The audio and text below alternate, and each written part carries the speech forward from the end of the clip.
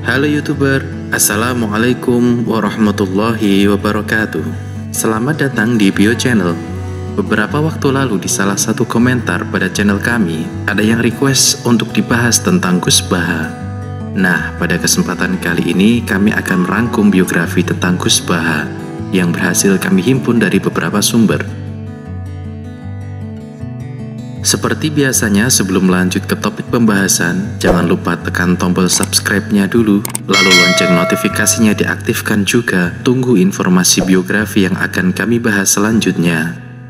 Oh iya, bagi kalian yang ingin kami bantu untuk merangkum biografi tokoh atau idola kalian, silahkan tulis di kolom komentar. Terus dukung channel ini untuk terus berkembang, dan kedepannya kami akan berikan hadiah bagi pendukung setia channel ini. Tanpa perlu berlama-lama lagi, silahkan simak biografi tentang Gus Baha. Kiai Haji Ahmad Bahauddin Nur Salim atau yang lebih dikenal dengan Gus Baha adalah salah satu ulama yang menjadi idola saat ini. Gus Baha lahir pada tanggal 15 Maret 1977 di Sarang, Rembang, Jawa Tengah. Gus Baha adalah putra Kiai Haji Nur Salim, pengasuh pondok pesantren Al-Quran di Kragan, Narukan, Rembang, Jawa Tengah. Kiai Nur Salim adalah murid dari Kiai Arwani Kudus dan Kiai Abdullah Salam, Kajen Pati, Jawa Tengah. Bersama Kiai Nur Salim inilah Kiai Haji Kamim Jazuli atau yang lebih dikenal Gusmi mendirikan majelis zikir dengan nama Gerakan Jantiko, Jamaah Anti Koler, yang menyelenggarakan semaan khataman Al-Quran dengan keliling dari tempat ke tempat lainnya. Jantiko kemudian berkembang menjadi Majelis Mantap atau Majelis Nawaitu Topo Broto, lalu kemudian berkembang dengan mendirikan Zikrul Ghafilin. Kadang ketiganya disebut bersamaan, Jantiko Mantap dan Zikrul Ghafilin, yang berdiri hingga saat ini dengan ribuan jamaah di berbagai wilayah. Gus Baha sewaktu kecil mulai mempelajari ilmu agama Islam dan hafalan Al-Quran yang langsung diajarkan oleh ayahanda beliau, Kiai Haji Nur Salim Al-Hafiz. Sehingga pada usia yang masih muda, beliau mampu menghatamkan Al-Quran beserta qiraah dengan aturan yang ketat dari ayahanda beliau. Menginjak usia remaja, Kiai Haji Nur Salim menitipkan Gus Baha untuk menjadi santri dan berkhidmat kepada Kiai Haji Maimun Zubair di Pondok Pesantren Al-Anwar Karangmangu, Sarang, Rembang, Jawa Tengah, atau yang berlokasi sekitar 10 km ke arah timur dari Narukan. Di Pondok Pesantren Al-Anwar inilah beliau lebih mendalami ilmu syariat seperti fikih, hadis, tafsir, dan hafalan Al-Quran. Saat menjadi santri di Pondok Pesantren Al-Anwar, beliau juga telah menghatamkan hafalan Sahih Muslim lengkap dengan matan, rawi, dan sanadnya. Selain Sahih Muslim, beliau juga menghatamkan hafalan kitab Fathul Mu'in dan kitab-kitab lainnya. Selain menonjol dari segi keilmuan, beliau juga adalah sosok santri yang dekat dengan pengasuh Pondok Pesantren Al-Anwar tersebut, yaitu Kiai Haji Maimun Zubair atau yang lebih dikenal dengan Mbah Mun. Beliau adalah sosok yang sangat dekat dengan Kiai Haji Maimun Zubair dalam berbagai hal, mulai dari sekedar berbincang santai hingga dalam urusan menerima tamu-tamu ulama besar yang berkunjung ke Pondok Pesantren Al-Anwar. Bahkan Gus Baha dijuluki sebagai santri kesayangan Syekhona Maimun Zubair. Dalam riwayat pendidikan Gus Baha semenjak kecil hingga beliau mengasuh pondok pesantren warisan ayahanda beliau sekarang, beliau telah belajar di 2 pondok pesantren besar di Rembang, Jawa Tengah, yaitu pondok pesantren yang didirikan oleh ayahanda beliau, Kiai Haji Nur Salim di Narukan, dan pondok pesantren Al-Anwar Karangmangu di Rembang. Pernikahan Gus Baha. Setelah lulus menjadi santri di pondok pesantren di Rembang, beliau menikah dengan seorang neng atau sebutan putri kiai yang dipilihkan oleh paman beliau, yang merupakan keluarga pondok pesantren Sidogiri di Pasuruan, Jawa Timur. Ada cerita menarik dengan pernikahan beliau. Diriwayatkan setelah acara lamaran selesai, beliau menemui calon mertuanya untuk mengutarakan sesuatu yang menjadi kenangan beliau hingga saat ini. Beliau menyampaikan bahwa kehidupan beliau adalah kehidupan yang sangat sederhana dan jauh dari kesan mewah. Kesederhanaan beliau ini dibuktikan saat beliau berangkat ke pesantren Sidogiri untuk melangsungkan upacara akad nikah yang sesuai yang telah ditentukan waktunya. Beliau berangkat sendiri ke Pasuruan dengan menumpang bus reguler alias bus biasa kelas ekonomi. Berangkat dari kediaman beliau menuju Surabaya. Selanjutnya disambung bus dari Surabaya ke Pasuruan. Kesederhanaan beliau bukanlah sebuah kebetulan, namun merupakan hasil didikan ayahanda beliau semenjak kecil. Beliau hidup sederhana bukan karena keluarga beliau kekurangan atau miskin. Dari silsilah keluarga beliau dari pihak ibu, atau lebih tepatnya lingkungan keluarga di mana beliau diasuh semenjak kecil, tiada satupun keluarga beliau yang kekurangan. Bahkan kakek beliau dari jalur ibu merupakan juragan tanah di desanya. Gus Baha pernah menyatakan kesederhanaan tersebut merupakan karakter keluarga Quran yang dipegang erat sejak zaman leluhurnya. Perjuangan Gus Baha setelah selesai menempuh pendidikan pondok pesantren. Setelah Gus Baha menikah, beliau mencoba hidup mandiri dengan keluarga barunya. Beliau menetap sejak tahun 2003 di Sleman, Yogyakarta. Gus Baha menyewa rumah untuk ditempati bersama keluarga kecil beliau, berpindah dari satu lokasi ke lokasi lainnya. Semenjak beliau hijrah ke Yogyakarta, banyak santri-santri beliau di Karangmangu yang merasa kehilangan Gus Baha. Bahkan beberapa dari mereka menyusul Gus Baha ke Yogyakarta untuk patungan dan menyewa rumah di dekat Gus Baha tinggal untuk sekedar bisa mengaji dengan Gus Baha. Tercatat sekitar ada 5 hingga 7 santri pada saat itu yang ikut Gus Baha ke Yogyakarta. Saat di Yogyakarta inilah kemudian banyak masyarakat sekitar tempat beliau tinggal yang akhirnya meminta Gus Baha untuk tetap mengajar mengaji. Hingga pada tahun 2005 ayahanda Gus Baha, Kiai Haji Nur Salim jatuh sakit. Gus Baha pulang untuk sementara waktu untuk merawat ayahanda beliau bersama saudara Gus Baha lainnya. Hingga beberapa bulan kemudian Kiai Haji Nur Salim wafat. Gus Baha tidak dapat lagi meneruskan pengajian yang beliau rintis di Yogyakarta karena Kiai Haji Nur Salim telah mengamanahkan pondok pesantren di Narukan untuk dilanjutkan Gus Baha sebagai pengasuhnya. Banyak santri di Yogyakarta yang merasa kehilangan atas kepulangan Gus Baha ke Narukan, hingga pada suatu saat santri tersebut berinisiatif untuk meminta Gus Baha agar bersedia kembali mengajar mengaji di Yogyakarta. Dan akhirnya permintaan tersebut dipenuhi meskipun hanya 1 bulan sekali untuk hadir ke Yogyakarta. Selain mengasuh pengajian di Yogyakarta, beliau juga mengabdikan dirinya di Lembaga Tafsir Al-Quran Universitas Islam Indonesia di Yogyakarta. Selain di Yogyakarta, beliau juga diminta untuk mengasuh pondok pesantren pengajian tafsir Al-Quran di Bojonegoro, Jawa Timur. Di Yogyakarta minggu terakhir, sedangkan di Bojonegoro minggu kedua setiap bulannya. Hal ini beliau jalani secara rutin sejak tahun 2006 hingga sekarang. Gus Baha juga menjadi inspirasi bagi para santri pesantren Salafiyah. Kedalaman ilmu seorang santri pada akhirnya akan melampaui gelar-gelar akademik yang ia sandang. Para muhibbin Gus Baha dengan tekun mengikuti pengajian bulanan itu di pesantren Izzatil Nuril Quran Bedukan Plaret, Bantul, Yogyakarta. Beliau juga mengajar pengajian tafsir Al-Quran di Bojonegoro atas permintaan Kiai Sahal Masfud. Gus Baha juga mengajar usul fikih di pesantren Maslakul Huda, Kajen, Pati, Jawa Tengah. Ini yang jelas ini hari ini benar-benar kacau. Sekacau-kacaunya. Ustadznya bingung, santrinya sudah bingung, sombong lagi.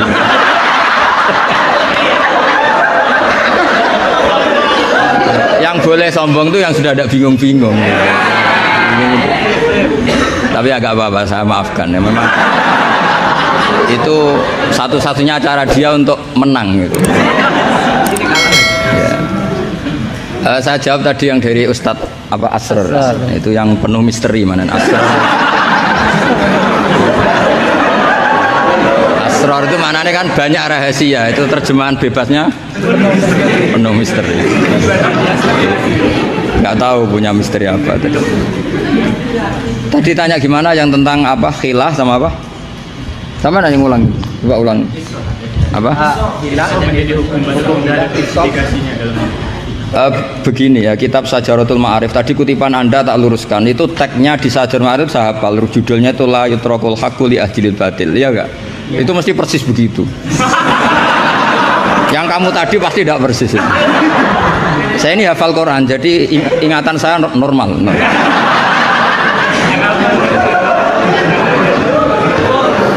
Terus berhalanya namanya apa? Saya ingat kalau berhala yang di Safa dan Marwah, Isaf dan Nailah.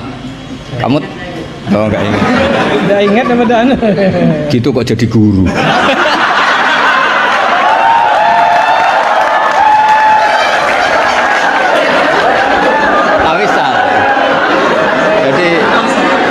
Maksudnya itu mungkin jadi gurunya sah karena muridnya lebih bodoh. Tapi yang nggak sah itu gini loh, wong kelas gitu kok melawan saya itu. Itu sangat nggak sah ya. Jadi ibaratkan saya ini sudah tisen dilawan Elias Pikal, bisa mati. Bisa mati. Begini ya, saya ini belajar itu banyak. Selain belajar banyak, saya itu punya hafalan banyak. Jadi penting ya, hafalan itu penting karena itu kias atau tadi misalnya cerita itu bahasa Arabnya kisah. Tapi as-salik anil kisah ilal iktibar itu adalah maslaku ahlil akhyar. Itu masyhur itu dawuh ulama. Jadi dari cerita kemudian diiktibar itu maslakul akhyar, manhajnya orang-orang pilihan. Sehingga cerita ini sebetulnya idzoh atau mau idzoh atau kisah ini menjadi iktibar. Dan iktibar masuk yang di antara yang 9 itu. Misalnya begini, sampean guyon di sini. Itu kalau bapak saya masih sugeng, sampean guyon gini dibiarin. Bapak itu pernah sama saya mau manggil santri, kebetulan di kangkang itu baru guyon, itu bapak balik. Kembali ke dalam nggak jadi manggil, padahal mau manggil karena ada tamu disuruh melayani tamu. Kata bapak gini, Pak kenapa kembali? Santri itu fakir radhi duit. Kok iso guyon itu barang mewah. Maka mengganggu itu haram katanya. Wong fakir ngono kok iso seneng itu luar ya. Mengganggu kesenangan orang fakir adalah dosa. Makanya kalau sampean DR mengalahkan saya monggo mawon. Karena itu satu-satunya cara sampean untuk merasa apa? Menang. Saya tidak usah merasa menang, sudah pasti menang. Merasa tidak merasa sudah menang. Ya coba polling saja. Gus Bah sama Ustaz Asror alim mana? Saya tidak usah jawab.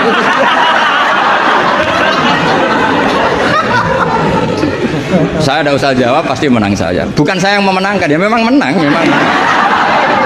Buktinya gampang kan? Sampean ngundang saya apa ngundang Ustaz Asror?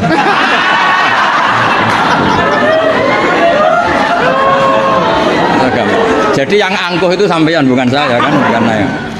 Nah, jadi iktibar itu maslaku ahli akhyar. Termasuk yang saya kagum dari kitab Sajaratul Ma'arif adalah ketika malam itu ada rapat, dengerin ya, malam itu ada rapat bahwa besok Musa harus ditangkap.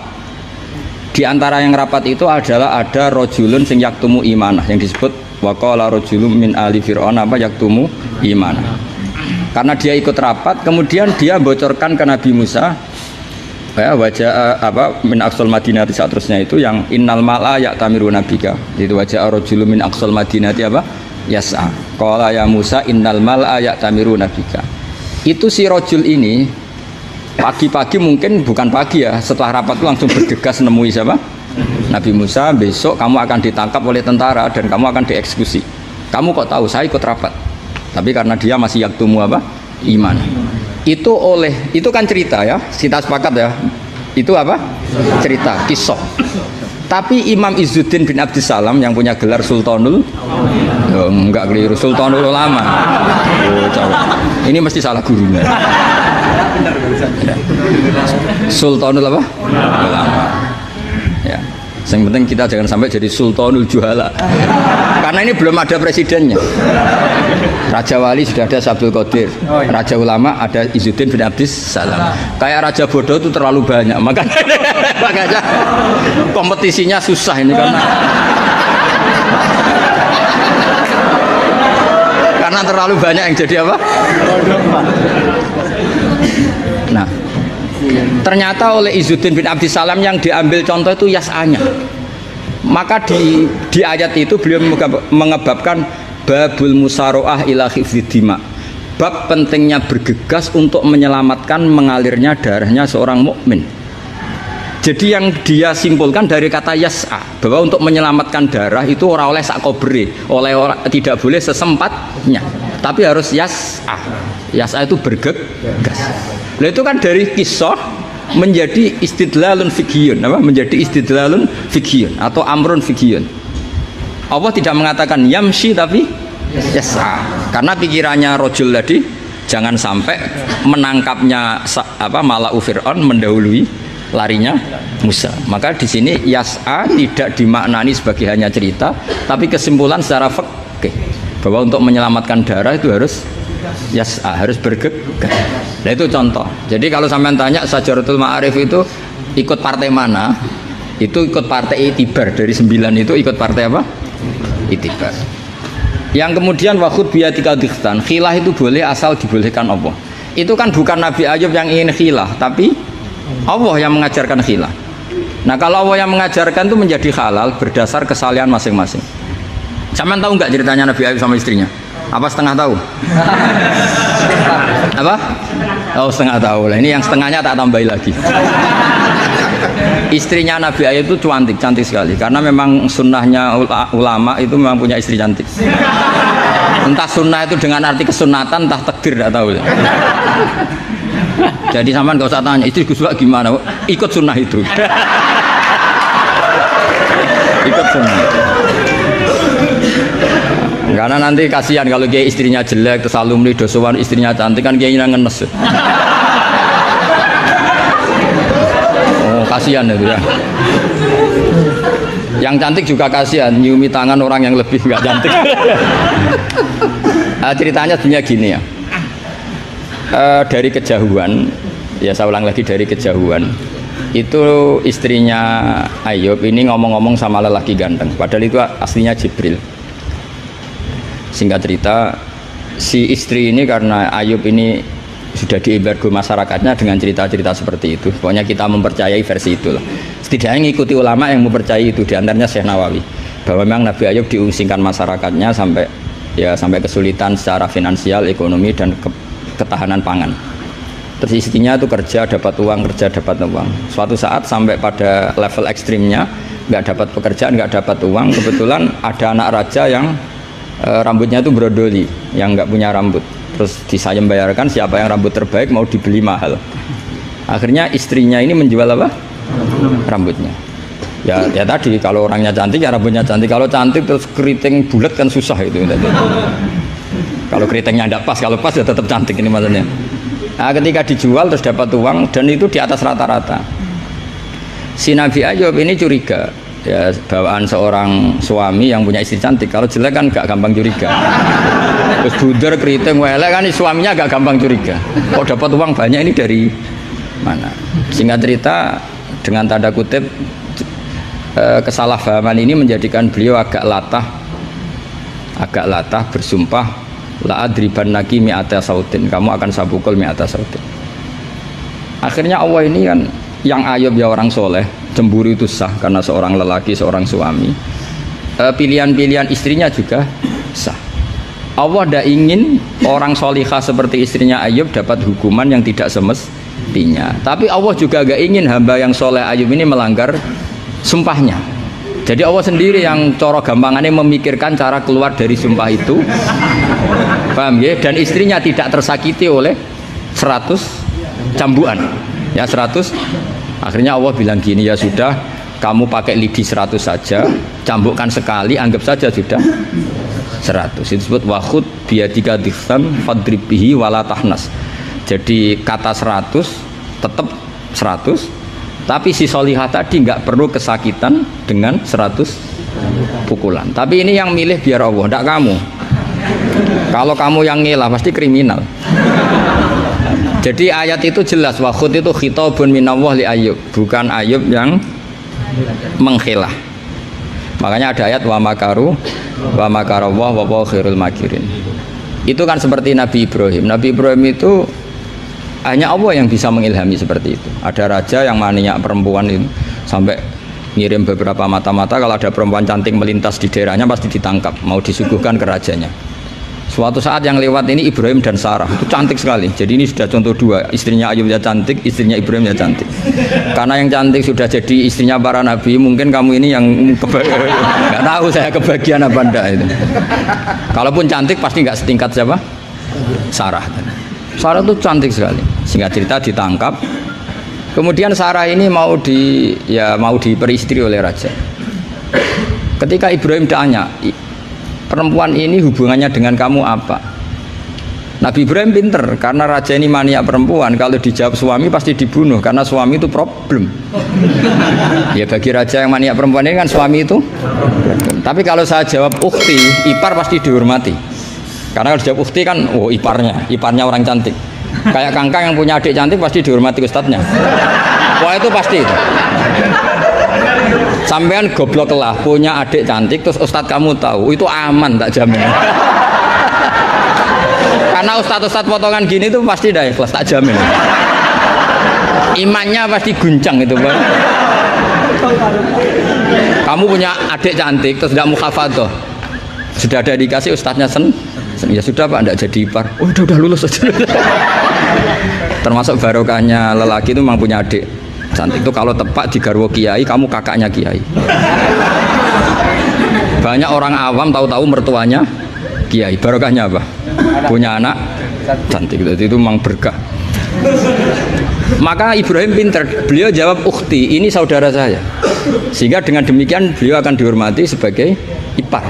Tapi kalau bilang suami kan problem, pasti dibunuh. Sampai Sarah ini marah-marah, Ibrahim ditarik ke kamar, kamu itu nabi kok bohong.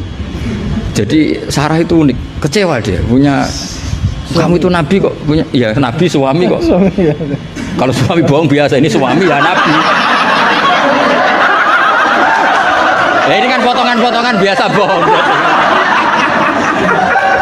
Tapi ini kan ya suami ya nabi. Kamu itu suami nabi kok bohong. Ya kalau nabi kan nggak mungkin bohong. Tapi kalau suami tok kayak sampean-sampean ini kan, wah mesti bodoh nih. Bar ngopi di perempuan cantik kok di ngopi, nang di, ya ngopi wae. Karena kalau menyebut warung kopinya pasti apa? Masalah. Makanya kalau dijawab ngopi ning di, kalau istrinya apa yang jaga cantik di umatnya Rasulullah. Karena sekali disebut masalah.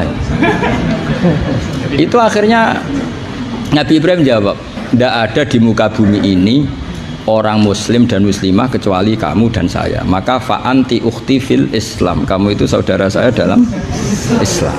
Terus oleh balaghah disebut itu tauriyah apa? Tauriyah itu kata yang tidak bohong tapi lafadz ini muhtamil. Lafadz ini mirip muhtamil. Jadi sebenarnya saya mengatakan sampean goblok itu goblok dalam hal maksiat, itu kan keren. Sampean saja yang sudah tersinggung, wong darani goblok itu salah sampean. Padahal saya punya siapkan kalau ditanya Allah, mosok santri batal darani goblok. Goblok nggak tahu caranya korupsi, Gusti. Jadi itu sebetulnya kalimat madkhin. Tapi kamu yang keburu suudzon sama saya, kamu anggap itu kalimat apa? Gamin. Itu resiko ilmu cekak itu. Sebetulnya di balaghah itu ada tauriyah apa? Ya Mas pernah belajar tuh itu. Jadi tetap saja kisah-kisah ini melahirkan satu pelajaran. Karena kita tetap bisa menyimpulkan tadi zaman berhala itu ada di Safa dan Marwah, berarti ada batil. Orang Islam tetap disuruh sa'i, berarti la yutrakul haqqu li ajlil batil. Kemudian yang jenengan tadi tanya apa? Yang tentang hadrotis syair wal atamat. Sampean pernah baca kitab itu? Pernah. Khatam? Enggak. Oleh menindak wa fasih. Benar-benar jujur. Benar-benar jujur. Yang tentang itu saja. Ya enggak yang tentang qadhiyah itu paham. Redaksinya apa bahasa Arabnya? Wa ilzamu alal ami at-tamadzub. Terus bimadzhabin. Kitab itu yang termasuk mengkaji detail itu saya termasuk saking seringnya mengkaji itu pernah diberi hak keluarganya Basim di kamar Basim yang dipakai ngarang kitab itu dan di kursi yang dipakai Basim ngarang kitab itu. Jadi sudah jauh sekali ini kelasnya. Jadi saya gara-gara neliti kitab itu pernah diberi hak di kamar Basim di kursi yang pernah dipakai Basim. Pas itu yang memberi hak saya masuk itu Gus Fahmi sama Gus Hakim. Gus Hakim itu cucu Mbah Hasyim dari Mbah Maksum Ali yang ngarang apa? Samlas. Jadi Mbah Hasyim punya putri namanya Khairiyah. Khairiyah ini suaminya siapa? Yang di istri siapa? Mbah Maksum Ali yang ngarang Sorof. Khairiyah punya putri namanya Abidah. Lah Abidah ini yang punya anak namanya siapa? Gus Hakim. Yang panggilannya Gus Kiki sama Gus Fahmi. Saya diberi hak di kamar beliau, di kursi yang dipakai beliau. Jadi saya kemarin di Mbah Hamid juga gitu, di Kiai Idris di kamar Mbah Hamid Pasuruan di kursi yang dipakai Mbah Hamid. Karena kali itu memang sebabnya nasab, karena Mbah Hamid sepupu dengan Mbah saya kan sama-sama dari Lasem apa?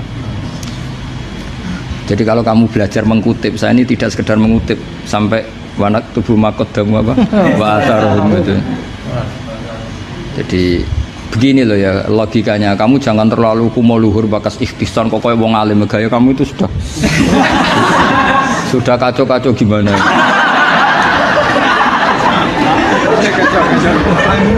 Kayak parah ya, cerminan ajaran gurunya ini jadi kacau. Iya, jadi ini kamu itu korban pengajaran yang salah. Dan kamu bahasanya juga salah. Menurut NU pegangan itu 4 itu tidak menurut NU, menurut ahli sunnah wal jamaah. Jadi begini ya, kias itu kan sebetulnya hanya bahasa saja. Sebetulnya ya istihsan juga kias. Sebenarnya kalau kita, karena ketika seseorang itu menomorsatukan Quran dan hadis, pasti istihsan ini juga tidak keluar dari Quran hadis. Ketika kamu katakan kias, itu juga tidak keluar dari Quran hadis. Maka pertanyaannya, menurut Dawud Al-Zahiri, sebetulnya kias itu ada apa enggak? Ya bisa saja enggak ada. Misalnya begini, sama tak beda aja ilmu yang paling gampang. Yang kamu pahami kias itu ada berapa? Awlawi, terus Musawi sama Adna, yang gampang-gampang saja, yang masih amatiran saja. Kalau di usul fikih istilahnya apa? Lahnal khitab, fahwal khitab. Ngono kok lali yo ya. Aku sing wis tokoh nasional ilingan. Harusnya lupa itu saya pantasnya karena sibuk. Harusnya yang pantas lupa itu saya karena sibuk. Kalau soal Surya memang saya tidak minta, jadi itu anugerah, sudah anugerah khidmah maksudnya. Saya juga sampai sekarang nggak merasa roh Surya, biasa aja. Karena ya apa ya, kalau keluarga Quran tuh beda. Saya ini kan dari keluarga Quran, bapak saya hafal, bapak saya hafal, sehingga apa ya, bangganya itu sudah dengar ngitmai Quran. Jadi sampai hormatin itu tidak ngefek, sudah biasa munajat, kenal Allah, kenal makhluk itu biasa.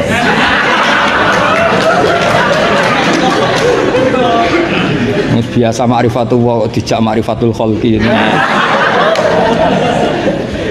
Begini misalnya ya, sama tak bedai misalnya gini. Fala taqul lahuma uffin atau innal ladzina yaquluna amwalal yatama dzulman. Kita paling gampang kalau kita ngajari Ma'had Ali seperti ini, yang gurunya saja meragukan ini, yang kepala. Itu kias paling gampang tentu kita katakan gini. Allah mengharamkan memakan harta anak yatim. Ilatul hukumnya apa coba? Ifsad kan? Nah, kalau aklu itu haram karena ifsad, maka ikhraq lebih haram. Kalau ufin yang adnal idza, ya ufin muni janjuk pada orang tua atau hus. Ya. Kalau adnal idza paling ringan saja haram, apalagi nabok, apalagi menterlantarkan orang tua gak dikasih uang sampai utang-utang tonggo, itu ya idza itu. Nah, itu terus kita lebih gampang kita katakan tuh kias apa? Awlawi. Tapi itu gampangnya saja. Tapi butuh ulama itu hanya satu. Orang nggak boleh terjebak oleh teks. Kalau terjebak oleh teks seperti saya cerita setiap ngaji itu, di mana-mana saya cerita itu naifnya orang terjebak teks. Yaitu tadi misalnya ada santri yang dilaporkan oleh istrinya ke kiainya, Pak Yai, alumni Anda ini sering naboi saya. Nabok itu kan pakai tangan. Karena terus kiainya bilang gini, "Cong, jogeman naboi istrimu." Suatu saat kalau mau idak pakai kaki, jenenge nyadui. Akhirnya istrinya lapor lagi, Pak Yai sekarang ganti model, tidak naboi tapi nyadui. Santrinya dipanggil lagi, "Loh kenapa kamu masih nyadui? Kan yang haram naboi Pak Yai. Kemarin yang Anda larang kan naboi, kalau nyadui kan belum dilarang, belum ada undang-undangnya kan kira-kira. Nanti yo nendang yo haram pisan, hari berikutnya ngidoni, ngeludahi. Itu kan korban tekstualistik. Kalau dia cerdas, Hurmatul idza itu yang haram tuh idzanya. Nabu iya idza, nyadu iya idza, meludahi juga idza, membiarkan miskin juga idza. Nah, seperti itu sebetulnya andaikan kita dzauqus salim, sebetulnya nggak perlu itu kita katakan kias apa enggak. Zaman sahabat juga nggak kenal kias, tapi tahu kalau maknanya pasti seperti itu. Pasti maknanya seperti itu. Misalnya kamu ada tamu, jangan suguhi air panas, kasihan. Terus kamu suguhi adem tapi peceren, sementing nggak air panas. Itu kan santri gila. Jadi sebetulnya dengan atau tanpa istilah kias maupun istihsan, itu adzauqus salim itu pasti tahu. Makanya termasuk kitab yang saya kagumi itu Syarah Imriti, Fathur Rabbil Bariyah, itu kitab kecil yang nyarai apa? Imriti atau Marioto itu kalau baca Imriti tidak bisa ya Pak? Marioto itu. Itu di situ diterangkan fama fatahum illa mujarradul istilah. Jadi kalau kamu tanya kenapa sahabat tidak belajar nahwu, tidak belajar i'lal, tapi mereka punya salikoh, punya tobiah yang menjadikan mereka ya kalau ngendikan ya doroba zaidun amron atau marortu bizaidin. Tapi mereka kalau kamu tes, misalnya Abu Bakar buat tes, zaidun jenenge apa? Doroba zaidun amron, terus amron jenenge apa? Ya ora iso pinter sampean mesti. Sampean pinter zaitun fa'ilun marfu'un wa alamatu rafi'i dhammatun dhahiratun qali annahu ismul mufrad amron maf'ulun bih mansubun wa alatun. Mesti ra iso, mesti pinter sampean. Tapi sampean mesti ditertawain Abu Bakar. Karena ditertawanya gini. Kang, pelaku pemukul siapa? Zaitun. Berarti zaitun jadi apa? Fa'il. Ya wis suwe agar subjek bahasa Arabe ya fa'il. Sing dipukul sapa? Amron. Jenenge apa? Maf'ul. Lah iya angger objek jenenge ya madrub, jenenge. Ngono kok butuh jeneng bocah kok goblok. Mesti gitu kira-kira. Jadi sebetulnya ketika kita punya istilah yo ono naive dhewe. Wong karuan pelaku yo bahasa Arabe mesti fa'il. Wong karuan objek yo jenenge maf'ul. Lah Anda ini masih bangga dengan istilah itu. Loh iya kan? Agama ini kan mengajarkan kebaikan. Tentu sesuatu yang kebaikan itu dianggap agama. Makanya Abu Hanifah membolehkan istihsan. Nah karena beliau itu orang soleh, pasti pegangannya Quran dan hadis. Artinya istihsan yang tidak keluar dari Quran hadis. Ya sama kita bahasakan itu kias, mereka bahasakan nggak ada masalah. Dan zaman sahabat nyuwun sewu nggak tahu istilah itu semua, memang nggak perlu tahu karena masih punya dzauqus salim. Makanya sahabat itu pinter sekali kan, tapi nggak perlu kamu tes. Karena kalau kamu tes juga dibuyur. Mbah Abu Bakar, ya Abu Bakrin tak takok idoroba zaitun amron, mana yang fa'il?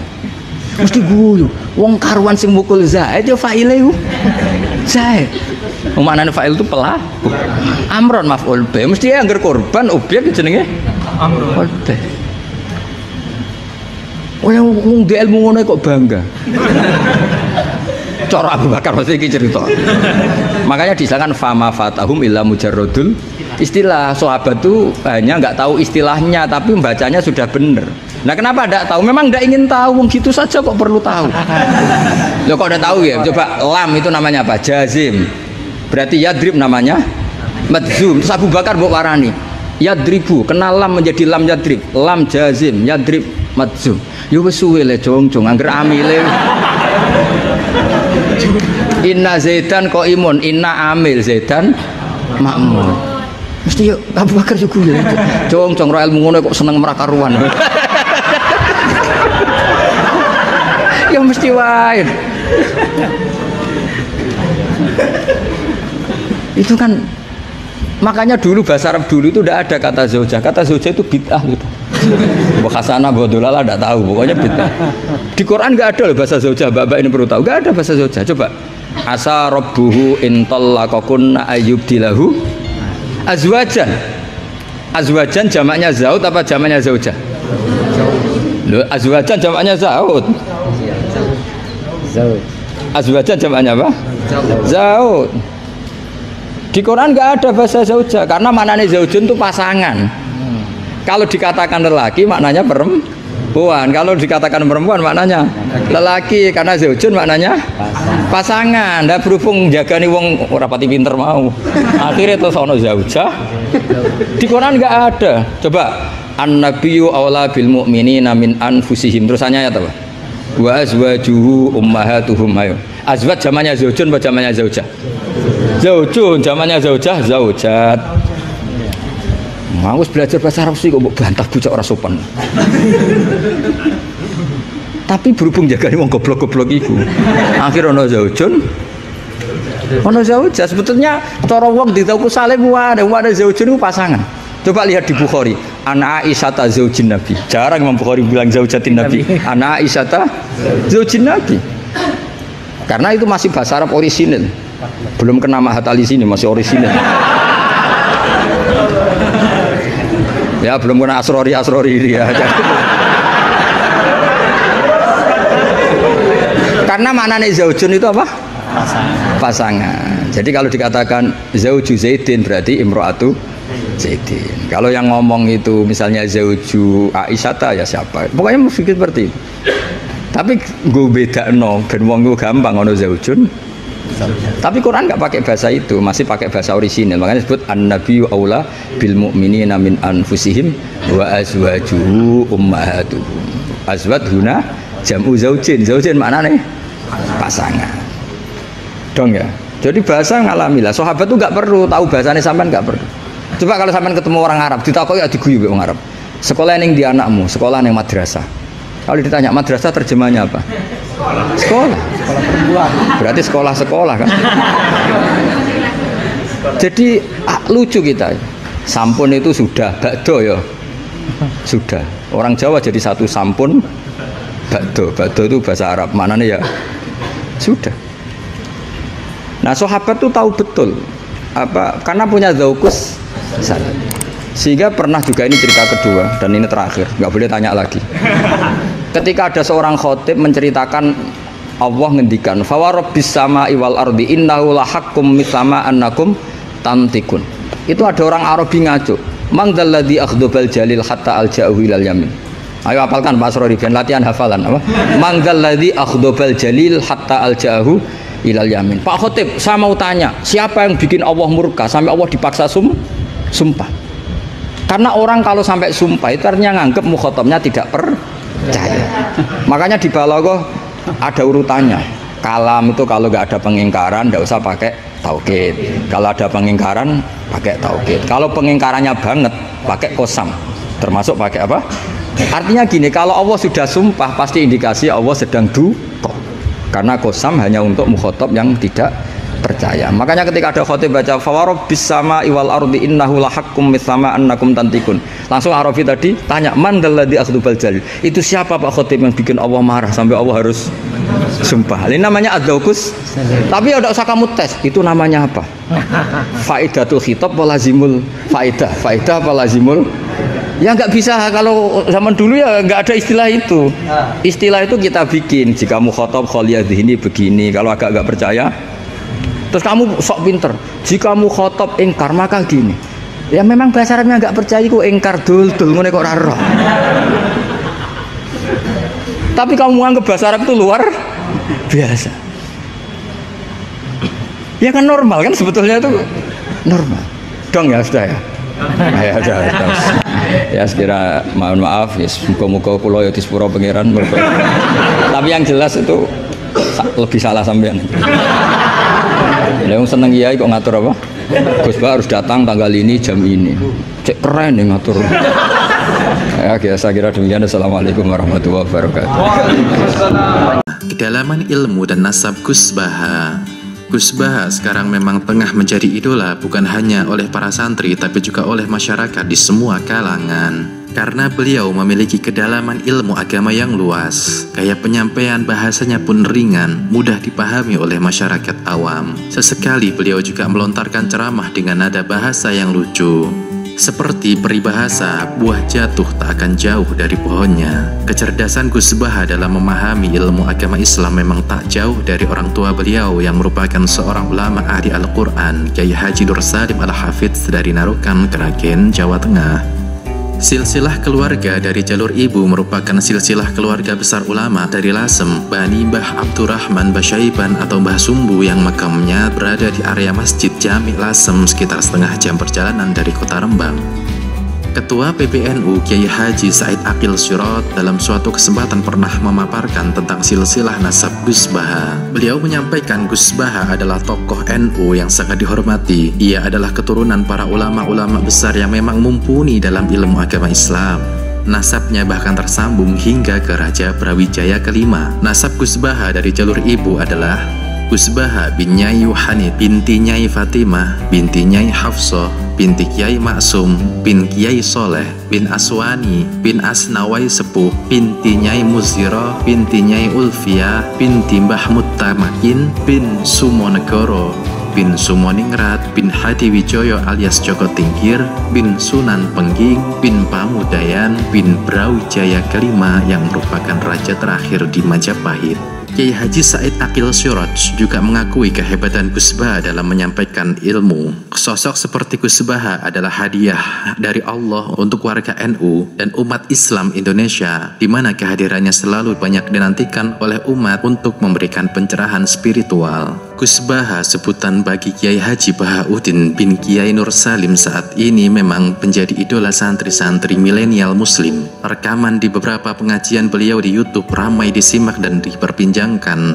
saat penyampaian beliau yang santai tapi mendalam dengan ciri khas beliau.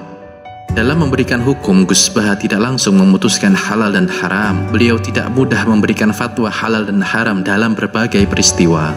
Gus Baha melihat dengan kaca ulama fikih sekaligus penekun tasawuf, keras tapi lentur. Jelas sekali Gus Baha merasa gelisah dengan orang-orang yang suka mengumbar dalil ketika bencana terjadi, bahwa yang tahu bencana itu azab atau bukan hanya Allah, maka janganlah memaksa Tuhan untuk mengambil alih wilayahnya. Demikian yang pernah disampaikan Gus Baha. Gus Baha seakan menjadi oase di tengah maraknya ustadz-ustadz yang mencari popularitas, di tengah-tengah meruahnya pendakwah yang mengumbar kebencian dan mengadu domba umat. Cara dakwah Gus Baha yang riang gembira dan santai, di tengah meningkatnya penggemar beliau ngaji di YouTube dan berbagai media sosial, Gus Baha memilih menjauhi popularitas. Beliau ingin tetap berada di jalur sunyi, di jalur keilmuan. Cara berpikir Gus Baha yang khas dan sikap yang bijaksana jadi paradoks di tengah maraknya ustadz yang suka kecam sana sini, yang suka mengobrol dalil yang belum tentu benar. Demikian biografi dari Gus Baha yang berhasil kami himpun dari beberapa sumber. Saya yakin pasti masih banyak sekali kekurangan. Bila terdapat koreksi kesalahan yang kami sampaikan, silahkan sampaikan di kolom komentar. Sebelum menutup video ini, izinkan kami untuk mengingatkan dengan menekan tombol subscribe dan mengaktifkan lonceng notifikasinya untuk terus mendukung channel ini supaya terus bisa berkarya dan memberikan informasi bagi kita semua. Terima kasih dan sampai jumpa pada video kami selanjutnya. Wassalamualaikum warahmatullahi wabarakatuh.